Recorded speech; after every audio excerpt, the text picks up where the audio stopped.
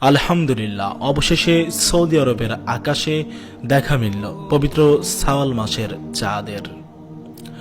আগামীকাল পবিত্র ঈদ উল ফিতর উদযাপন করা হবে সৌদি আরবে। সৌদির জাতীয় চাঁদ দেখা কমিটি নিশ্চিত করেছে যে পবিত্র শাওয়াল মাসের চাঁদ দেখা গিয়েছে আজকে সৌদির আকাশে। আগামীকাল ঈদ হতে যাচ্ছে সৌদি আরবে।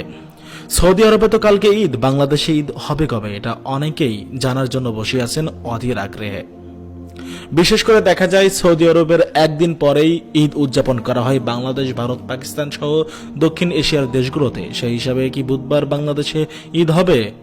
না, এখনো সেটা বলা যাচ্ছে না যে বাংলাদেশে বুধবার ঈদ হবে নাকি বৃহস্পতিবার ঈদ হবে।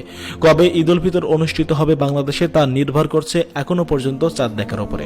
বাংলাদেশে যদি আগামীকাল পবিত্র শাওয়াল মাসের চাঁদ দেখা যায় তাহলে পরশুদিন বুধবার ঈদ হবে এবং চাঁদ দেখা না গেলে 30টা রোজা হবে এবং